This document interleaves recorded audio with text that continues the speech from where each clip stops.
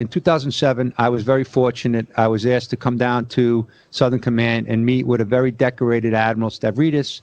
And during the briefing, we talked about crime and terror, and he impacted me for my entire life because he gave me a slide of a fireball where Islamic terrorists and narco-terrorists came together. It was his worst nightmare slide. He saw this emerging in Venezuela, in South America, and this wasn't anything new to him. And he was preaching this out in the media. He was testifying to Congress. And then General Kelly, when General Kelly took over Southern Command, he was putting out some of the most influential, and it certainly convinced me, some unbelievable intelligence about what was going on in the region with not just drugs and terrorism, but human trafficking, weapons trafficking, like you said, all of the stuff you talked about. Admiral McRaven was the SOCOM commander who helped kill bin Laden. He actually did something that no one in the government ever did for me. And I love that guy, and I'll tell you why.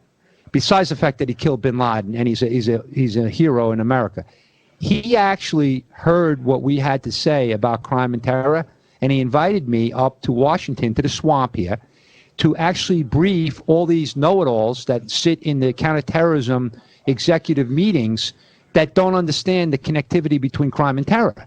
So I was shocked because normally when people say, hey, Derek, we want you to brief some people, I'm like, yeah, because they just say that just to make you feel good. But in this case, I was getting calls 5 minutes after I left his meeting because he already started the thing in motion. Mm-hmm. And people from Intel community and other agencies were worried, like, what was Maltz going to say about crime and terror? Because, Denise, on that note, going back to your original question about Southern Command, this is why it's critical.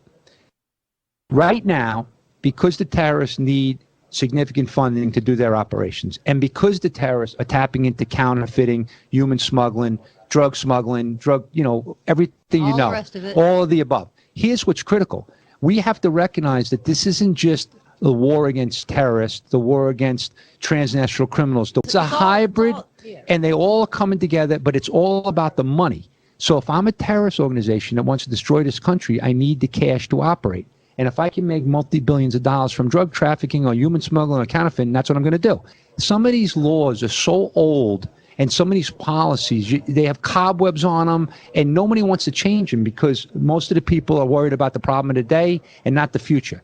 So the future is integrating all elements of government to work together, synchronize efforts, and go after the threats, the biggest threats to the country. I got to tell you one quick story, only because it reminds me of the story. In 2010, the U.S. Attorney from New York City recognized, based on work that DEA was doing and other agency, that crime and terror was so connected that he knocked down the walls between the criminals and the terrorist investigations. So basically his attitude was, I'm going to put the best prosecutors against the biggest threats. Doesn't that make sense, Denise?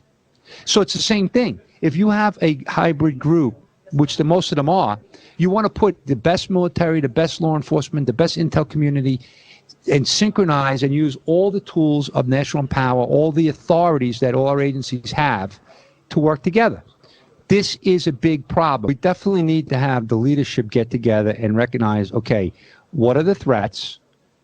Who has information on the threats? Who has access to the threats? Who's going to contribute to the problem set? And let's work it together. And that's exactly right what you're saying. And that's what's going on. And that's why I'm a big advocate of eliminating this lead agency nonsense, because it's not possible to do that. So I'll give you an example. In the terrorism world, domestically, the FBI has the lead, right? And they have their JTTFs all over the country.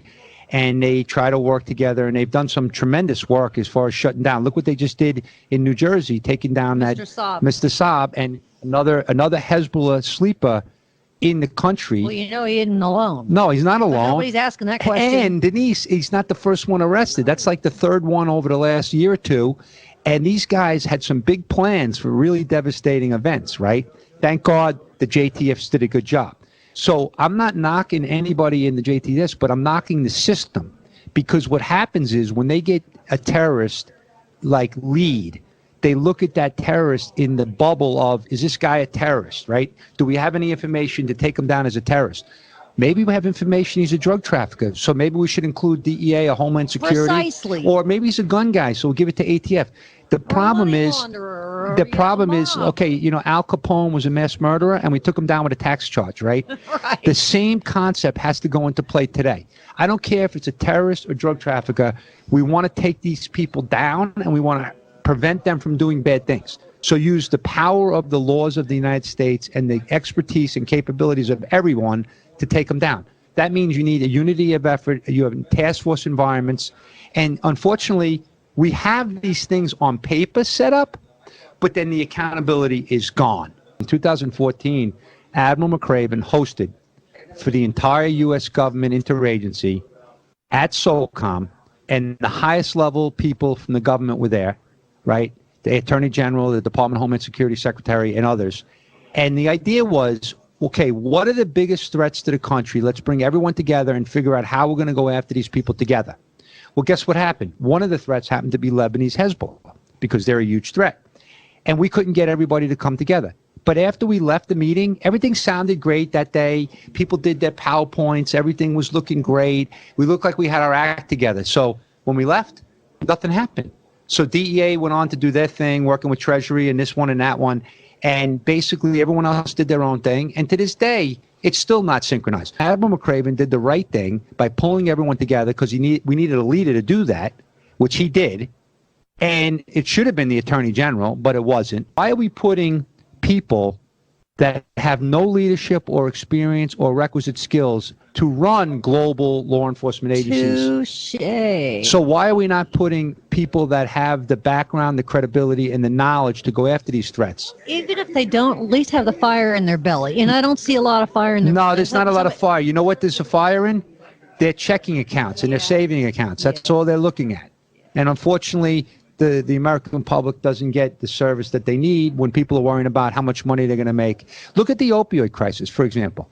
Right now, today, we have the Department of Justice. We have all these agencies going after big pharma. Yeah, the Purdue thing. Okay, and guess what? God bless them. I'm glad finally, but it's 20 years too late.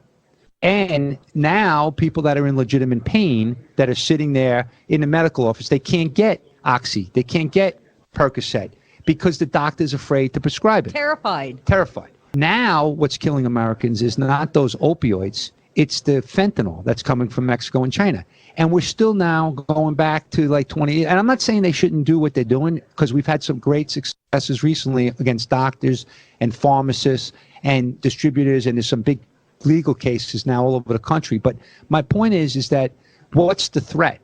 Like, are we going to wait like 20 years now to then go after the Mexican cartels for the fentanyl? And we have a lot of work, and unfortunately we need a lot of action, because we could sit here all day long and talk about the problems, and we have some decent solutions to put things in motion to go forward, but we need commitment from leadership. Ladies and gentlemen, Mr. Derek Maltz.